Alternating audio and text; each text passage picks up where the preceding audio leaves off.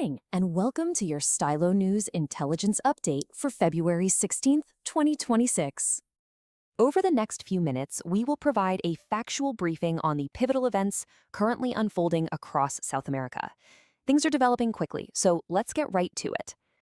This intelligence update is brought to you by ProWave AI, the developers behind Stylo Intel Ops and Stylo News, delivering AI-powered open-source intelligence. Here is our agenda for this morning. We'll start with the Venezuelan flashpoint, then examine how the continent has become divided. After that, we'll look at the great power game at play, and finally, discuss what comes next.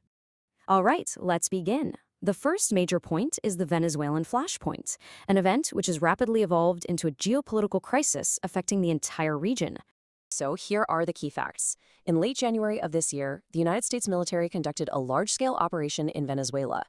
This action was framed as part of a renewed interventionist policy under President Donald Trump. The stated public goal was to depose President Nicolás Maduro, with the justification being the need to prevent Chinese and Russian control of the nation. For many observers, this operation has reaffirmed the influence of the Monroe Doctrine in the Western Hemisphere. And here is the official position from the United States.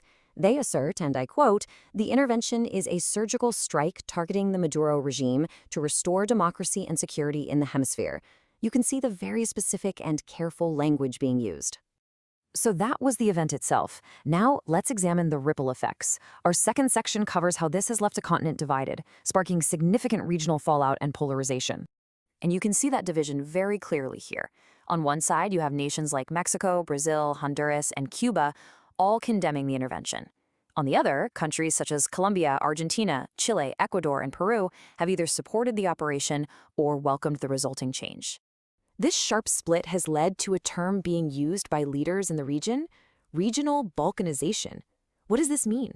Well, it describes the growing risk of political fragmentation, the potential fracturing of key multilateral institutions like CELAC and Mercosur. The concern is that the very bodies designed for regional cooperation could break apart under this strain. And this isn't simply happening in diplomatic circles. We are seeing real-world consequences and instability on the ground. For example, on February 5th, the convoy of Colombian Senator Jairo Castellanos was attacked in the Rauca department. 2 of the senator's bodyguards were killed. Now, this area is a known hotspot for armed groups like the ELN and FARC dissidents, so an incident like this has truly heightened fears of renewed political violence, particularly with elections on the horizon. Now, amidst all this tension, a very specific number has emerged in diplomatic circles: 18,000. By itself, it doesn't mean much, but it's part of a very different story unfolding at the same time. That number refers to the 18,000 roses that Colombia sent to the U.S. Congress just ahead of Valentine's Day. It's a gesture some are calling rose diplomacy. It's quite a move, using this particular moment to emphasize their strong bilateral economic ties. It's a fascinating juxtaposition of soft power amid a hard power crisis. Let's pull the lens back a bit, because what is happening here is not solely a regional issue. This brings us to our third section, the great power game, specifically the one between the US and China in Latin America. We are seeing 2 very different sets of objectives at play. For the United States, the goals are to counter Chinese and Russian influence, reassert dominance in the Western Hemisphere, and secure its own security and economic interests. China's objectives are quite different. They are focused on protecting their significant economic investments and diaspora interests, all while attempting to maintain their stated principle of non-interference. It's a very complex diplomatic balance for them to navigate. And this competition is not just about abstract ideas. It's about tangible, strategic assets. Let's look at a few of these geopolitical flashpoints. In Venezuela, the primary asset is the oil sector, and the main U.S. concern is its control by China and Russia. In Panama, the focus is the Panama Canal, with allegations of growing Chinese operational control. And in Peru, the new Chancay port is raising concerns due to its Chinese ownership and a perceived lack of local oversight. Each one of these is a potential point of friction. This brings us to our final section this morning. What comes next? There are several key developments on the horizon that are certainly worth watching.